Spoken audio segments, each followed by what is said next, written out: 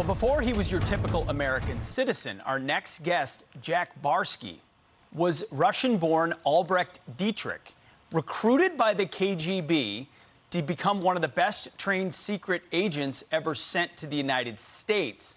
Now, as Ukraine faces an assault of Putin's forces, Russian spies are still lurking abroad and in our country. Here with a look back at his double life and what his undercover job would look like in today's war is Jack Barsky. Jack, thank you so much for being here. Fascinating.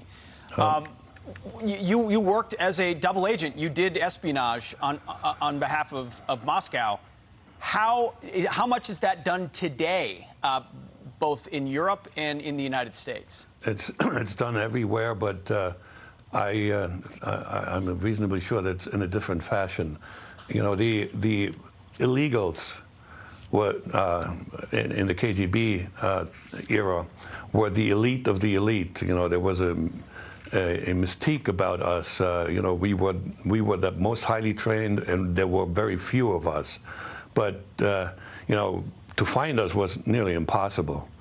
Nowadays, I can guarantee you there are more Russian agents in this country and in Western Europe than there have ever been, simply because it's possible, right? The world is much more open, and during the Cold War, the Soviet Union was closed, and there wasn't a whole lot of commercial interaction and so forth. Nowadays, we have students in this country, we have businessmen and so forth, and a country like Russia, they pretty much know who's going abroad and why they're going and where they're going.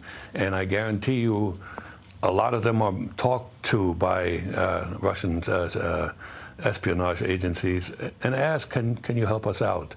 So what you wind up is a sort of a small army of would-be spies who are not well trained, but can be successful. Like, for instance, the red-headed lady Butina, who did reasonably well. I mean, she got she befriended folks in the National Rifle Association, but she was a rank amateur. She communicated via social media. There was no training. Interesting, Jack.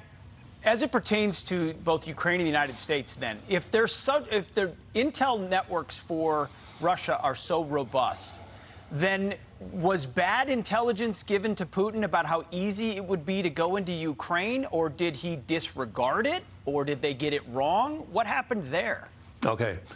Let me tell you, there's no way that Russian intelligence didn't know in great detail what Russia would be facing.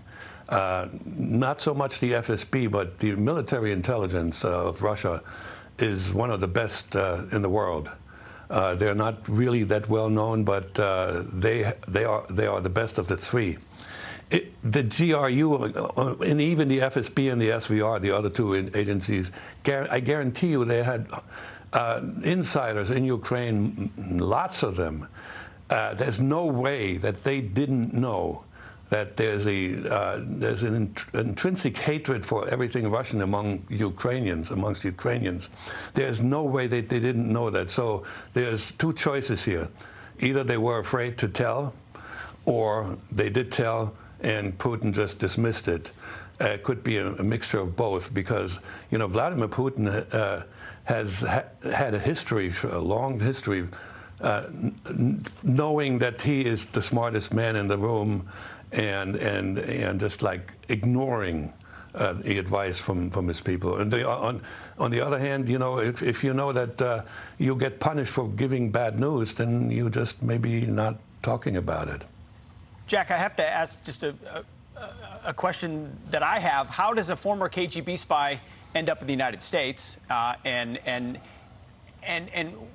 what do you make of what Russia is doing now? Well, I wound up here like everybody else. I got on a plane and eventually got off a plane. And, you know, the reason that I was sent to the U.S. was my language ability and overall ability to operate as a lone wolf in enemy territory. Now, what was the second part of the question, please? Oh, well, does that mean now you're an American citizen? Did you, like, give up your allegiance to Russia and say, I want to be in the United States, or how does that work? Oh, my Lord, of course. You know, there's only one answer to that question. I am today legally, intellectually, and emotionally an American. I was born in Germany. I don't consider myself German anymore. It was a long, long, long way to get there, but that's it. It's God me. bless you.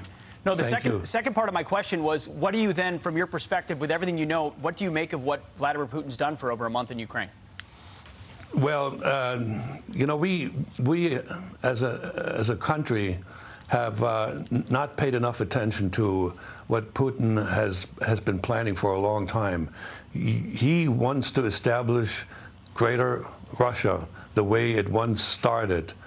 And he has been pretty open about it. He has stated in public that he doesn't consider Ukraine a sovereign nation.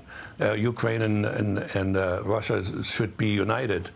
And, you know, we had a period when we had an administration that thought, you know, we could play very nice with Vladimir Putin. That was the Obama administration. Reset with Russia. Naive, not paying attention. And so this is where we are at now. Fascinating. Jack Barsky, by the way, Jack's podcast, The Agent, is available on all streaming services. Jack, great to have you on our team. God bless you. Thanks for so much. having me. Thank you.